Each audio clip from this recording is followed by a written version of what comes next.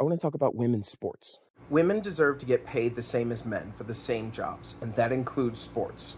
When the left says the system we live in is a patriarchy, meaning it's set up by men and it disproportionately benefits men, and then we say, hey, women deserve to get paid the same as men for doing the same thing, for playing the same sport.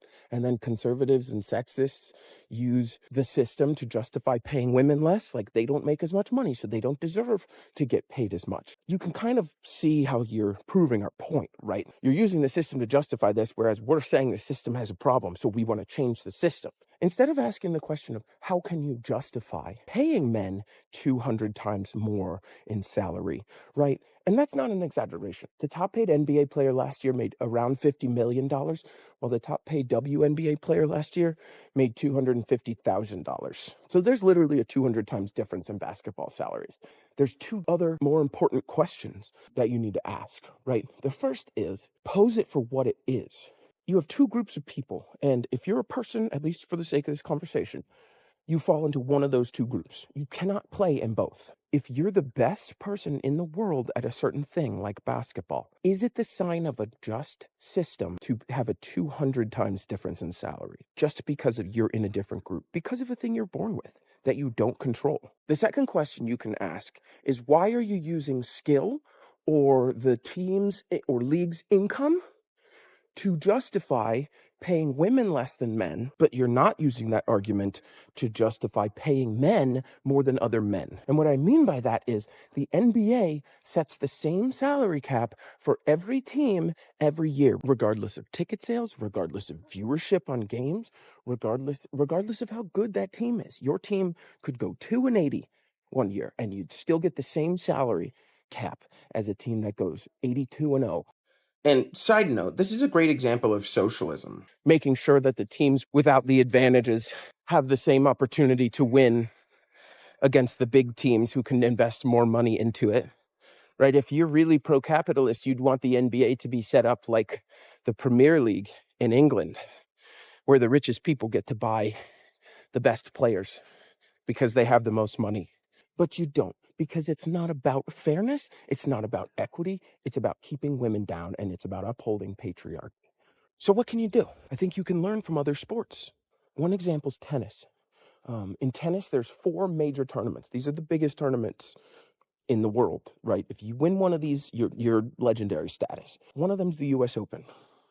The U.S. Open has celebrated over 50 years of giving equal prize money to men and women. And there's still people saying that the women deserve to get paid less than the men because the women play best of 3 sets of tennis while the men play best of 5, which means you spend more time on the court if you're a man. And if that's the argument, why have I never heard the argument that teams in the NBA who play more overtime games should get paid more? Because that argument doesn't exist. Because again, it's not about fairness. It's not about time on the court. It's about keeping women down. But the way they were able to justify doing this is, at least in the earlier rounds of something like the US Open, you sell one ticket and you get that one ticket and you go into the event and you can choose, do you want to go to men's matches or women's matches, right? But you have one stream of income. And what's the fairest way to split one stream of income between two groups? Right down the middle. There's still an argument that you could use attendance at men's matches versus women's matches to justify paying men more. But you don't know that I only bought that ticket to see the women and I just kind of killed time with the men's matches. You have one stream of income. So how do you fix other sports? Let's take basketball, for example. The sole fact that the women play in the women's NBA and the men play in the NBA, you don't say Serena Williams won the women's US Open and Novak Djokovic won the US Open. You say they won the US Open, either of them. The sole fact that we have a WNBA, it's separate than the NBA, is sexist as hell. So you dissolve the WNBA.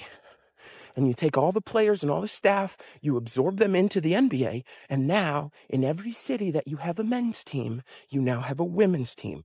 The league sells the same number of games to, like, networks like ESPN. If ESPN wants to buy 20 men's games, they are buying 20 women's games too. They practice at the same facilities. They play games at the same facilities. And when a city plays at home The men and the women play on the same night in the same facility, one after the other. And if men go first one night, the next night the women go first. But you sell one ticket to those two events, and that way you have one stream of income. And if you buy a ticket, you can go to one or both or neither. I don't know why you'd go to neither, but you could if you wanted to, because this is America, I guess. Then, at the end of the year, it doesn't matter what teams sold more tickets, you split the revenue right down the middle. The salary cap for men and women is the same exact thing.